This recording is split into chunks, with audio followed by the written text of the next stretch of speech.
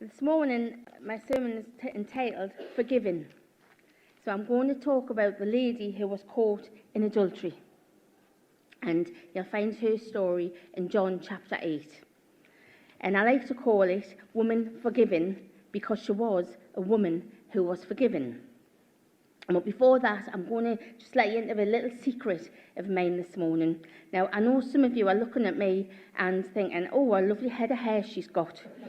And I knew that when I stood up. But I'm going grey. Now, I know. And I haven't had a chance to get to the hairdressers.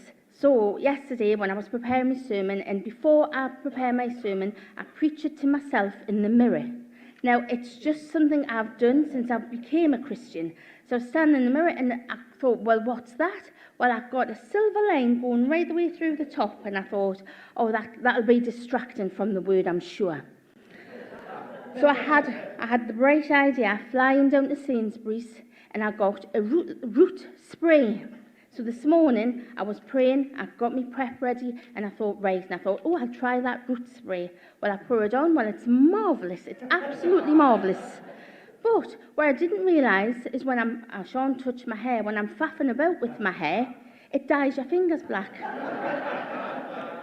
So there I was, with my root spray on, thinking, right, no, there's no distractions, and I thought I'd fly up, get me coat. I ran up the stairs, touched the banister. When I come down, I seen all these little fingerprints. So I was thinking to myself, what are them? And I thought, well, it's not my grandson. And then I looked at my hands. Well, it was me, and I thought, had to fly up with a cloth because I thought my husband would come in and think we've had a chimney sweep. So if I touch my hair, shout at me. No, don't, I'm just joking. But it's done wonders, wouldn't you say? So that's my little secret this morning. So I'm going to talk about the woman who was forgiven. I'm going to read the scripture first. Just adjust my glasses. When Jesus went to the Mount of Olives, at dawn he appeared again in the temple courts, where all the people had gathered around him. He sat down to teach them. The teachers of the law, the Pharisees, brought a woman caught in adultery. They made her stand before the group and said to Jesus, "Teacher, this woman was caught in the act of adultery. In the law, Moses commanded to stone such a woman. Now what do you say?" They were using this question to trap Jesus in order to have a basis for accusing him. Jesus bent down and started to write on the ground with his finger. When they kept on questioning him, he straightened up and said to them, "If any one of you is without sin, let him be the first to throw a stone at her." Again, he stooped down and wrote on the ground. At this point, those who heard began to go away, one at a time, the oldest first, until only Jesus was left with the woman still standing there. Jesus straightened up and asked her, "Woman, where are they? Has no one condemned you?" "No, sir," she said. "Then neither do I." Jesus declared, "Now go and leave your life of sin." So we see how she was dragged in. She was caught. So there was no doubt about it. She was caught in sin and she was dragged in to Jesus. But Jesus, at the end, he forgave her. He didn't deny that she was in sin, but he forgave her sin. So just hold that thought. Now I want to talk to you a little bit about me and my mum's story. Now, me and my mum, we didn't get on. Her and my dad split up, they got divorced, and through that fractious time, me and my mum ended up not being friends for many years. And then when I had my daughter, we forged a relationship, I would say. It wasn't great, but we semi-friends, I would say. But I have to say, she was a lovely nana. She loved our grandchildren, and she loved my daughter, and my daughter loved her. And at times, it used to annoy me because I thought, well, why couldn't you be a mum to me when I needed you? And I had to let that go. And I became a Christian. And when I became forgiven, I decided I would forgive me mum. Now, I remember Heather last week, she was talking about her and her dad and her relationship. And I think when Heather was trying to, lead her father to Jesus, she was probably a little bit more subtle than me. Because I can remember going in and saying, "Mum, I've become a Christian. Jesus is the only way. You'll have to believe in him or you're going to go to hell." My mum looked at me straight in the eye and she went, "I'll take my chances." Well, that's not what I wanted to hear. So there was a speaker on at the church. I invited her to be speaker. And I invited her to ladies' testimony. I invited her to anything that was lady, anything that I thought that she would turn to Jesus. There I was, inviting my mum too. And my mum said at one time, will you just leave me alone? I says, Mum, but you need to know Jesus. You need to know the way. And she was like, will you please stop? So a few weeks after we had this conversation, it was quite heated, shall I say, I went to the ladies' Christian conference called Cherish. And it's on once a year. It hasn't been on through COVID for the last few years, but on that particular year, I went, and I had been burdened with praying for my mum, and I loved her deeply by this point. We had become firm friends. And I was praying in the service, and I was saying, God, what if I do? Show me what I can do. Show me how I can get my mum to come to church. Because my mum said she loved God. She didn't understand the Holy Spirit or Jesus. And I just wanted my mum, and my mum always struggled with forgiving herself for how it panned out when we were kids, when her and my dad divorced, and my mum left the home. My mum left me and my 3 brothers. She left the home, so she always struggled with leaving her children. And I didn't want her to have that struggle. I didn't want her to live in that guilt. I wanted her to be set free, like I had been set free. And so I was at Cherish, and I was praying, and then suddenly, as clear as day, God just said to me, wait. And I stopped, and I just thought, wait. So I came home, and I was talking it over with my husband, and he says, well, maybe instead of trying to force your mum into church, just wait on God. Don't stop praying for her. Don't stop telling her about your experiences with God, or if there's a good speaker on, but not with the sort of telling her how great things were at church, hoping that you will trick her into coming to church. She has to find her own way, so just wait. Now, for me, this was very difficult, because I find waiting hard, because I like things to be done here and now, and when something happens, I'm going off to do it. When I want to do something, I'm doing it now. If I feel like painting, that wall needs painting, I can fly down and see myself at 7:45 at night getting paint for the next morning. I'm decided I'm going to do it. So I had to trust in God. I had to wait. Now, the Cherish conference is in June. And so I think it was, I can't remember when it was when the clocks went back. So fall forward, is it? Spring back, so it must have been the springtime. So it was nearly a full year, I think, when my mum went to church. And when my mum went to church, she hadn't put her clock back, so she turned up an hour early. So she was sitting in the church, and she said to me, she went in and thought, oh, well, I'm early. So my mum was a Catholic. She went into the Catholic church, she was early, she lit some candles, and she says, I'll light a few extra candles. And she prayed, and she sat in her seat. And as she was sitting in her seat, she just felt a presence. She says, I just felt this incredible love for me. And she said, at that moment, she just began to cry, and she didn't know why. And then she said, I must be tired.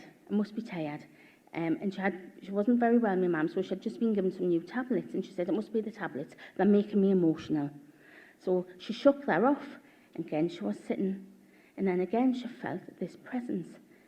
And again, she started to cry. And again, she wiped her tears and just shook it off and thought, no, I don't know where it is. She looked around the church. There was nobody there. There was just her and the candles at the front that she had lit. She'd seen a hymn book in front of her, so she decided to pick this hymn book up. And she was flicking through, and she says, I was flicking through to try and get my mind off what was happening, because I was shaking. There was something going on, but I didn't know what was going on. And she came to the hymn, Such Love. And I'm going to read you the words, what were in Such Love.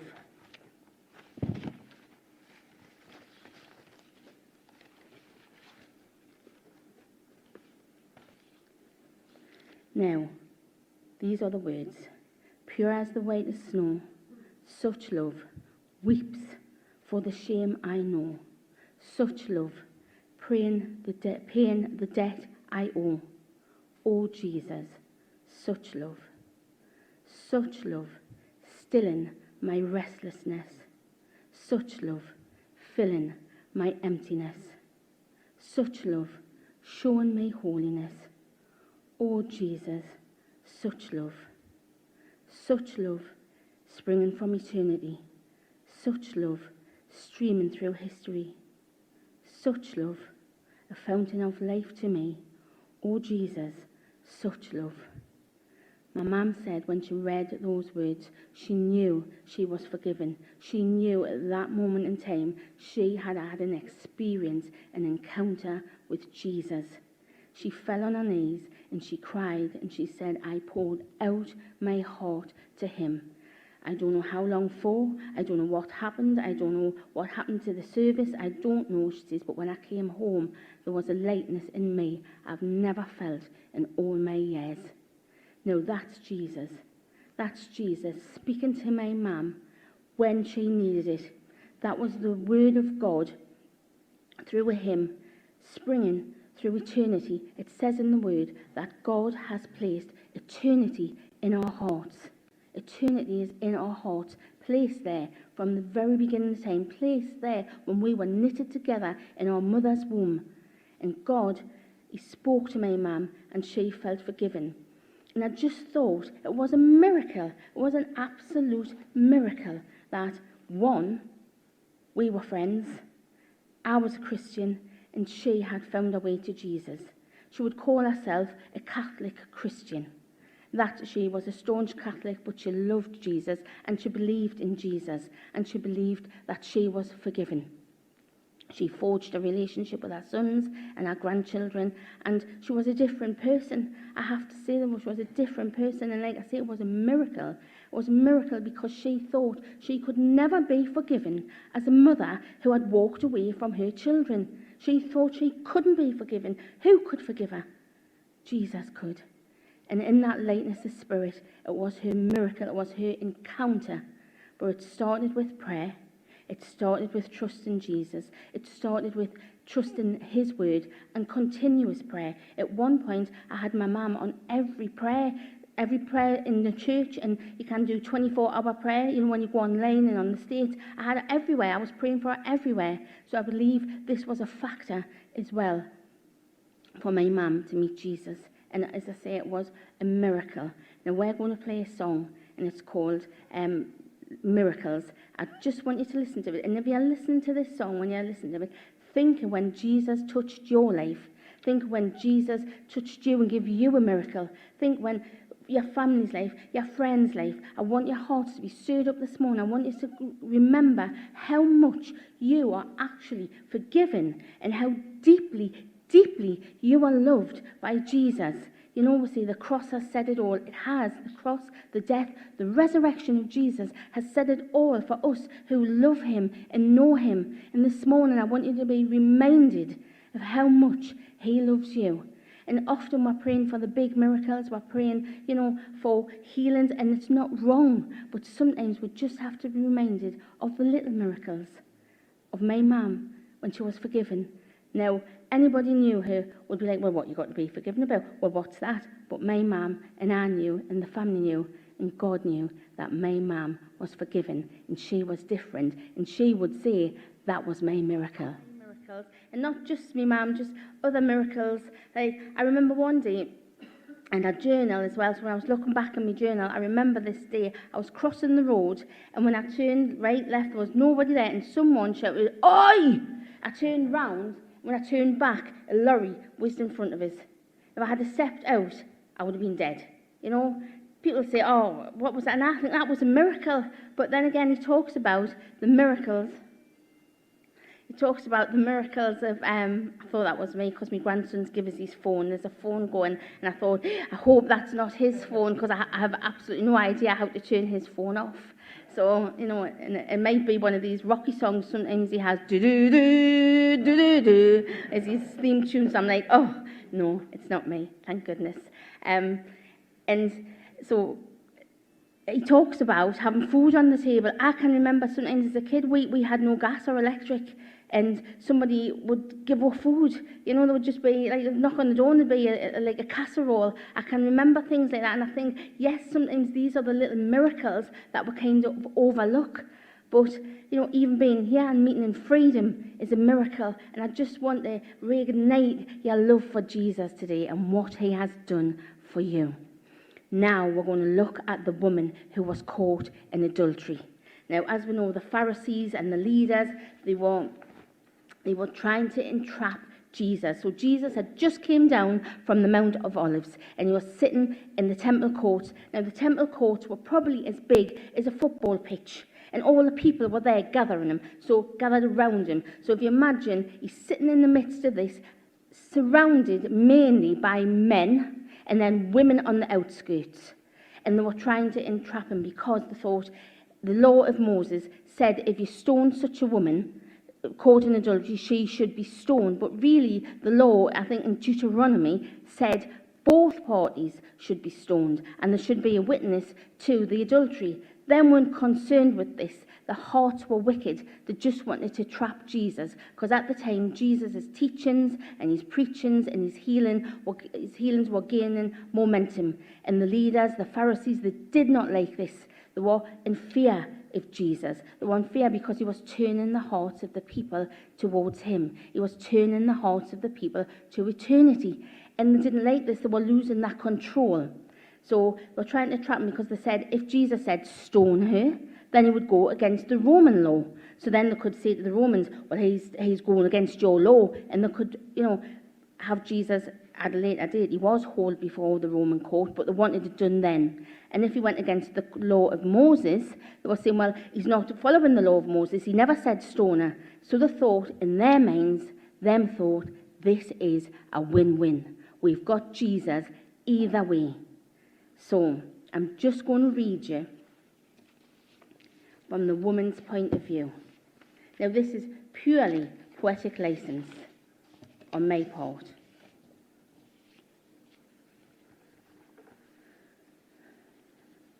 It started off as friendship at first. He seemed kind. I began to look forward to meeting him accidentally on purpose, even if it was just for a few minutes. At first, our meeting seemed innocent, but then they started to grow longer, and we started to spend a lot of time together. I kept saying to myself, we're doing nothing wrong. It's just friendship. It's just friendship. That's all it is. It's just friendship. I enjoyed the excitement.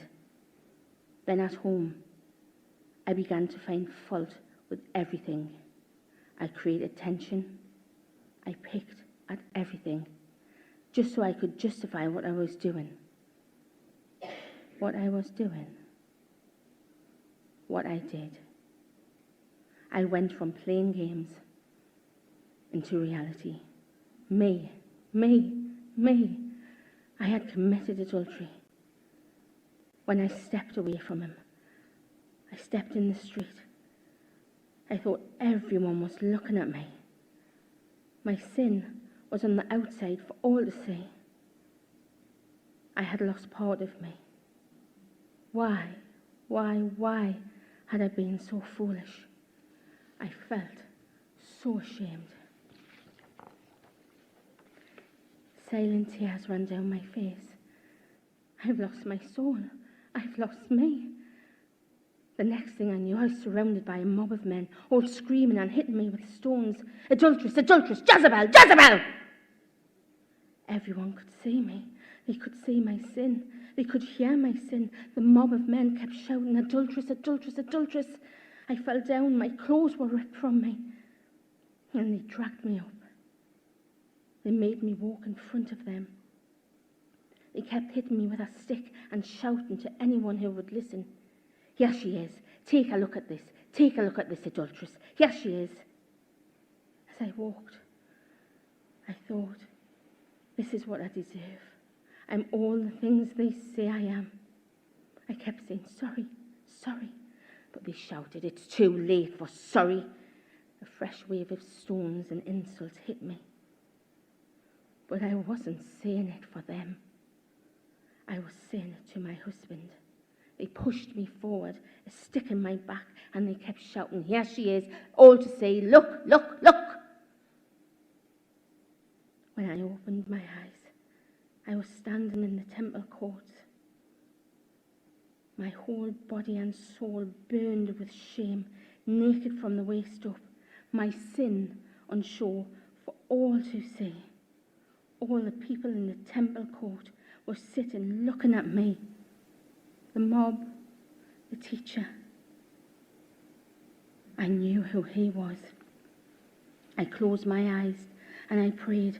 I prayed it would be quick, as this is where I would be stoned to death. The teacher, he did not speak. Everyone was silent. The teacher, the mob, the people.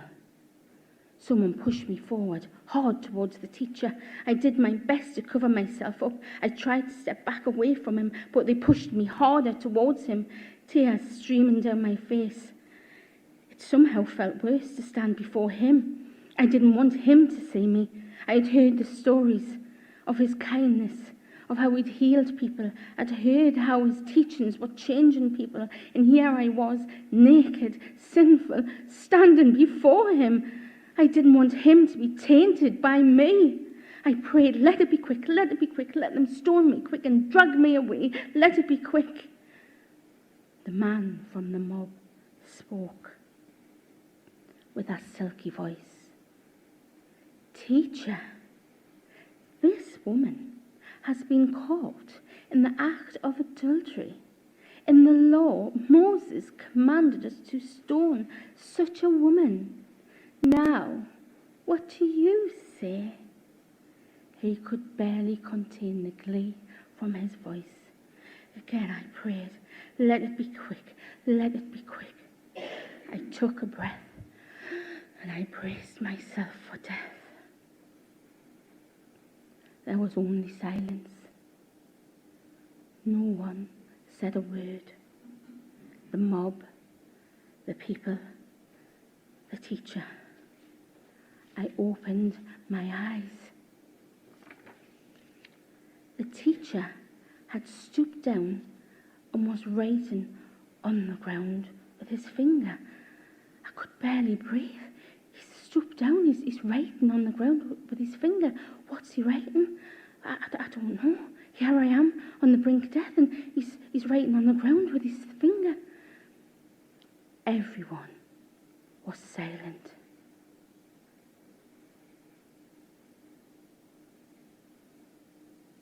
The mob began to shuffle uneasily around me.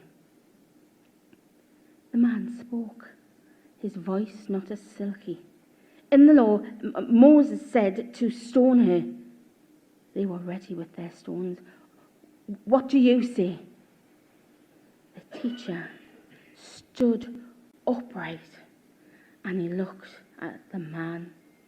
He looked at me and he looked at the people. Everyone was waiting. Then he spoke for all to hear. If any one of you is without sin, let him be the first to throw the first stone at her. Then he stooped down and he began to write in the ground with his finger. Everyone was silent. You couldn't hear a thing, only my breathing. I was breathing rapid now. Well, here it comes, here it comes. This is death, this is death. Still silence. The mob, the people, not a sound.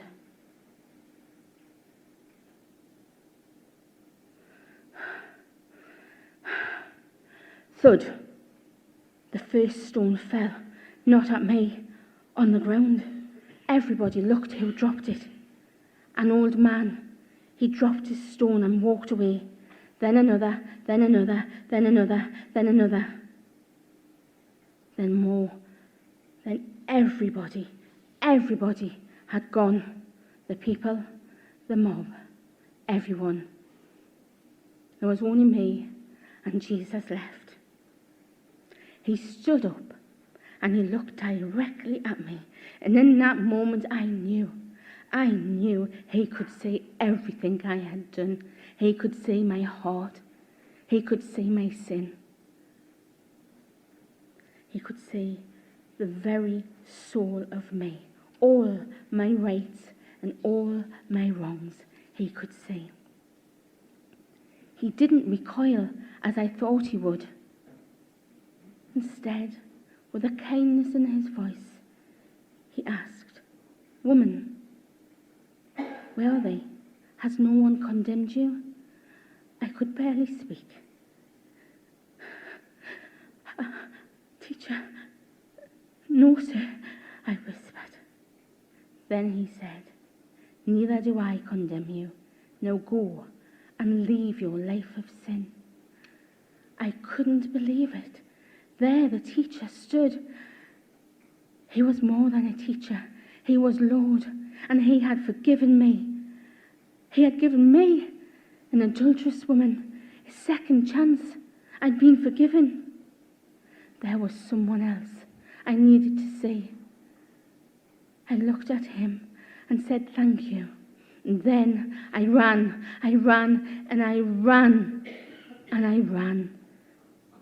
home. So there we see Jesus forgiven the adulterous woman. We see her in her sin being dragged through the temple courts for all to see. Now, I love this. Some preachers have said that when Jesus was writing down in the sand and he was writing on the ground, he was writing the names of all the accusers and the sins next to them. Now, it doesn't say that in the word. Please don't look for it because you won't find it. But I just love the take on that.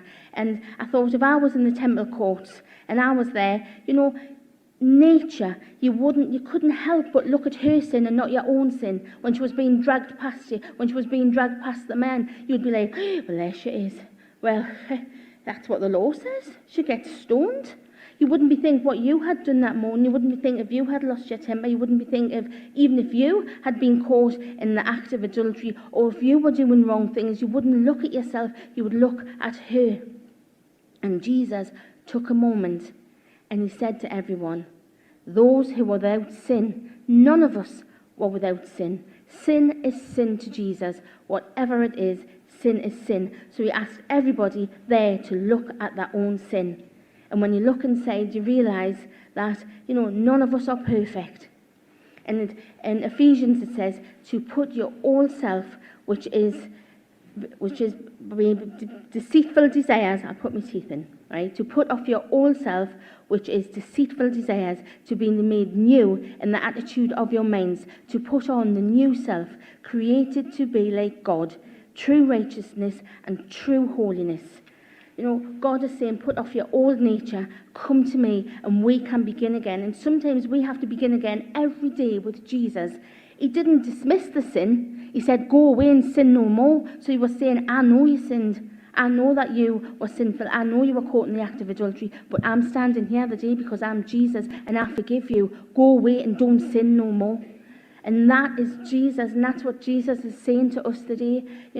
Come to me, all you who are heavy laden. Come to me, all you who are burdened. Come to me because I love you. I love you so much. I want to give you so much love. But I desire a relationship with you. But it begins with his word. It begins spending time with Jesus. And when we say that Jesus had such compassion on this lady, he could have said, right, well, we'll uphold the law. He didn't. He wanted her to be forgiven. He wanted her to know his forgiveness. And this morning I want to encourage you, do you know Jesus' forgiveness? Do you know that Jesus forgives you so much? The adulterous woman, she could have ran off. She didn't. She stayed in the temple court with Jesus. So this morning, before I finish, I want to ask you, is your heart burning with a desire to know more for Jesus? If not, why not? Have you grown cold? Have you? If you have this morning, I want you to recommit yourself to Jesus. I want you to pray this prayer with me. Jesus, I recommit myself to you. Jesus, I recommit myself to you. If you don't know Jesus, pray along with me. Jesus, I want to know you. I want to know more of you. I want to know how much you love me. I want to know about your death and your resurrection and setting me free. Lord Jesus, come to me. We're going to just ask the band to come up now. It's getting a little bit ferocious outside, the weather. And the band, very kindly, are going to play Such Love. Jesus placed eternity in our hearts. Jesus is compassionate. Jesus is forgiving to us. So this morning, let us recommit ourselves to Jesus. Thank you.